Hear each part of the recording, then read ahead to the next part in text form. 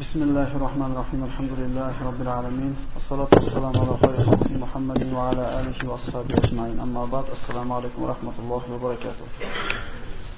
Bu sahabi haqida Rasululloh sallallohu alayhi vasallam quyidagi so'zlarni aytadi. Makkada 4 ta kishi bor, bularga shirkda turishlik hargiz yarashmaydi. Va mana shu 4 ta kishini islomga kirishligidan umidim bor dedi.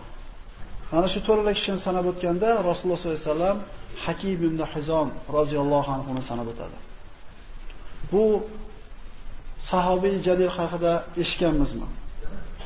Tarix varaqlar ekanmiz. Faqat shu kishigina Ka'batullohda ichida tug'ilganiga tarix kitoblarda yoziladi. Bu ana shu Makkada ma'lum bir mavsum yoki qandaydir bir munosabat bilan Ka'ba eshiklari ochiq turgan paytda makkalik bir to'p ayollar Ka'batullohni ichini ko'rgani kiradi. Ularning ichida Hakim ibn Hizomning onasi Hakim ibn Hizomga homilador bo'lgan holda, ana shu tug'ishlik kunlari yaqin bo'lgan holda kiradi va mana shu joyda u ayolni to'loq tutib Ka'batullohdan tashqariga chiqishlik imkoniyati bo'lmaydi-da, Ka'baning ichida tug'iladi. Bu tarixda yagona Ka'batullohning ichida tug'ilgan sahobiy Hakim ibn Hizom roziyallohu anhu. Hakim ibn Hizom Makkadagi eng bir oliy nasablik, hurmat e'tibori baland bo'lgan va moli dunyosi nohati serob bo'lgan, boy badavlat, nasl nasabi oliy bo'lgan oilada dunyoga keldi. Shunga qo'shimcha ravishda Alloh subhanahu va taolo bu zotga fazl, aql, fahm va farosat degan narsani ziyoda qilib ato etdi. Ya'ni bu kishini shunday bir aqlda, fahm farosatda, nasl nasabda, mol davlatda boshqalardan ustun bo'lganligi sababli Allohning uyini haj qilgani kelgan hojilarni rioya qilishlik, ulardan muhtojlarga yordam ko'rsatishlikni mana shu kishining qo'liga topshirishgan edi. Rasululloh sallallohu alayhi vasallamdan u kishi 5 yosh katta bo'lishiga qaramasdan Muhammad ibn Abdulloh payg'ambar bo'lishidan avval Hakim ibn Hizom bilan do'stligi nihoyatda qattiq bo'ladi. Hakim ibn Hizom roziyallohu anhu Hadicha onamizning akasining o'g'li bo'ladi. Endi Rasululloh sollallohu alayhi vasallam Hadicha onamiz uylangandan keyingi bu payg'ambarimiz bilan bo'lgan do'stligi yana ham mustahkamlashadi. Chunki Rasululloh sollallohu alayhi vasallam Hakim ibn Hizomni ammasiga Hadicha binti Huvaylidga uylanadi. Shunday bir do'stlik aloqalari qalin bo'lishiga qaramasdan, hattoki qarindoshlik bo'lishiga qaramasdan islomni Hakim ibn Hizom payg'ambar sollallohu alayhi vasallam islom nurini olib chiqqandan 20 yildan keyin iymon keltirganiga hammamiz ajablantirsa kerak. Bu siz bilan biz ajablanamiz albatta. Shunday bir zo'r muomala bo'lsa, kuyov ularga bir qarindoshlik aloqalar bo'lgan bo'lsa, nima uchun deb hayron bo'lamiz. Hakim ibn Hizom o'zi ham hayron bo'ladi. Alloh taolo taqdirni, Alloh taoloning mashiyati 20 yildan keyin iymon keltirishni Alloh taqdir qilgan. Masha Allohu kana va ma lam yasha lam yakun. Alloh taolo nimani xohlagan bo'lsa bu narsa bo'ldi va nimani xohlamagan bo'lsa bu narsa bo'lmadi. Hakim ibn Hizom 20 yildan keyin iymonga keldi. Makka fathidan keyin iymon halovatini, gunohlariga istig'for etib, nadomat chekishlik ko'z yoshlarini, rohatini totigandan keyin qattiq o'kinib yig'lar edi. Kunlarda birida o'g'li mana shuni yig'layotganda keladi, ota deydi, "Nimaga yig'layapsiz?" deydi. "Axir iymonga kelgan bo'lsangiz, Rasululloh sollallohu alayhi vasallam yonida bo'lsangiz" deganda o'g'lim nimaga yig'lamay? "O'tgan umrimni hammasiga yig'layman. Alloh taolo islom degan ne'matga birinchi bo'lib kirishlik ne'matini menga bermadi. Shunga yig'layman." Yoki Rasululloh sollallohu alayhi vasallam bilan bo'lgan birinchi ikkita g'azotda, Badrda va Uhudda musulmonlarga qarshi qilich ko'tarib chiqdim.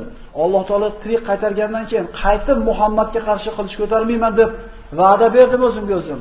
Lekin Qurayshning oqsoqollarini tazyiqi zug'um ostida ularga barim yordam beraverdim. Yo shunga yig'layman. Bir necha marta payg'ambar alayhisalom Makkani fathiga kelishidan burun o'zim oldiga borib iymonga kelay deb harakat qildim. Lekin Qurayshning oqsoqollaridan hayo qilib, arablar nima deydi degan hayo bilan, o'y bilan iymonni orqaga surganimdan yig'layman. Hayotimni iymon keltirgungacha bo'lgan hamma muddatiga yig'layman.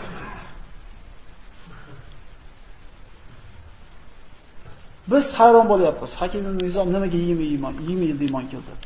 Hakim ibn Hizom o'zi ham hayron bo'lyapti. Hatto Rasululloh sollallohu alayhi vasallam hayron bo'lgan. Makka fathidan bir kun burun, Makkaga kirishidan burun Rasululloh sollallohu alayhi vasallam aytadi: "Qurayshning ichida dedi, 4 ta odam bor. Bularni aql farosatlik bilan shirkda qolishligi nihoyatda nomunosib. Bularga yarashmaydi shirkda turishlik. Ularni islomga kirishligidan umidim bor" dedi.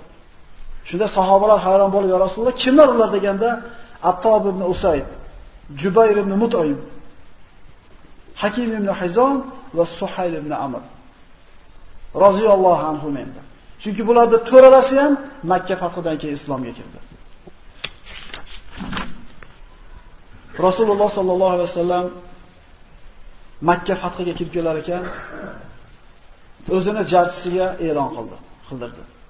Kim la ilaha illalloh Muhammad rasululloh kalimasini aytsa omonda, unga tegilmaydi. Kim Ka'batullohga kirib qurollarini Ka'baning oldiga qo'yib o'tirsa omonda, biroq unga tegmaydi. Kim o'zining uyiga kirib eshikni ichkaridan berkitib o'tirsa omonda, unga biroq tegmaydi. Kim Abu Sufyonning uyiga kirsa omonda. Kim Hakim ibn Hizomning uyiga kirsa omonda. Mana shu ikkita kishini payg'ambar sollallohu alayhi vasallam hurmatini joyiga qo'ydi. Shunga bir ahil bo'lgan odamlar edi. Abu Sufyonning uyi Makkaning yuqori qismida, Hakim ibn Hizomning uyi Makkaning quyi qismida turar edi. Hakim ibn Hizom o'tgan iymonsiz, dinsiz hayotga qattiq o'kindi va Allohning dinini, yo'lini to'shlikka sarflagan puldan bir necha barobar ko'proq bir pulni sarflashini ahd qildi va mana shu qasamiga, mana shu ahdiga vafo qildi. Mushriklarni, Qurayshning bari bir katta maslahatlari tutadigan Dorun Nadvani, mana shuni bir hovli bor edi. Dorun Nadva, hatto bu boshqa bir katta bir qabilalarda elchilari kelsa, katta bir davlatning vakillari kelsa, mana shu Dorun Nadvada kutib olishadi. Nadva hovlisi, maslahat hovlisida. Makka fathi bo'lgan paytda Dorun Nadva Hakim ibn Hizomning mulkiga o'tgan bo'ladi. Shunda 100 ming dirham pulga sotib oladi. Bu Qurayshning sharafi edi. Qurayshning tarixiy edi. Qurayshning nomi edi. Hakim ibn Hizom sotib olganda Makka yigitlaridan bittasi kelib aytadiki, "Ey amaki" deydi, "Qurayshning sharafini sotib olibsizlar" deydi. "Hayhot, bolam qaytib bunaqa demagin. Endi sharaf bu Dorun Nadva bilan johiliyatdagi narsalar bilan o'lchanmaydi. Sharaf endi faqat taqvo bilan. Allohga qasam, mana shu sotib olgan 100 ming dinor pul bilan, dirham pul bilan jannatda o'zimning uy sotilishini xohlayman. Guvoh bo'linglar, 100 ming dirham pul Alloh yo'lida sadaqa" deydi. Bu kishilar haqiqatan iymonsiz, islomsiz o'tgan umrda qattiq pushaymon kishilar bo'lgan. Shuni isboti keyingi hayotda bilinadi. Kishini hukumatlar aytadi, ulamolar aytadi, qilib o'tgan gunohlarini qabul bo'lishiga quyidagi shartlar bo'lishi kerak. Tavbalarni qabul bo'lishiga. Inson qilgan gunohidan to'xtash kerak. Ikkinchisi, qattiq pushaymon yeyish kerak shu gunohlarni qilganiga. Va qaytib qilmaslikka Allohga ahd bersa, umid qilinadi Alloh taolo bu gunohlarni hammasini yuvib tashlaydi. Qaytaramiz. Biz hayotda qilayotgan gunohlarimiz bo'lsa yoki qilib o'tgan gunohlarimiz bo'lsa, Allohning kechirishini xohlasa 3 ta shart bor.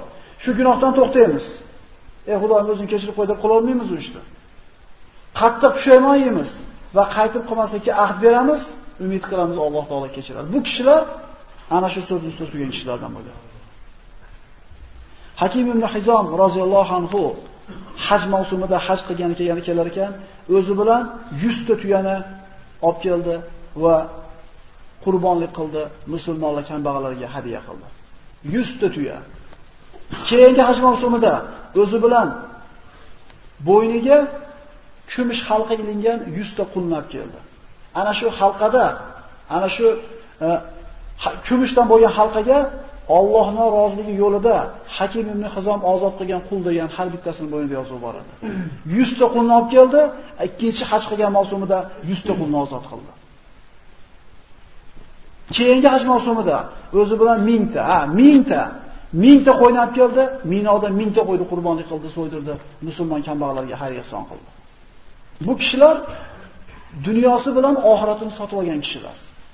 Mana faqirlik haqidagi darslarda ko'p aytdik. O'zingga nima olib kelding desa bir boy aytayapti.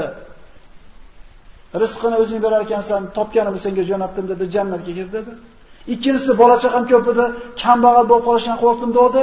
Bolalaringga kambag'allik yetdi dedi. Va kambag'alga shunday narsa aytildi. Ikkita kambag'alga. Bu kishilar dunyosi bilan oxiratni sotib olgan kishilar bo'ldi. Hunan g'azotida Rasululloh sollallohu alayhi vasallam mana juda katta bir g'animaga, juda katta bir o'lja tushdi.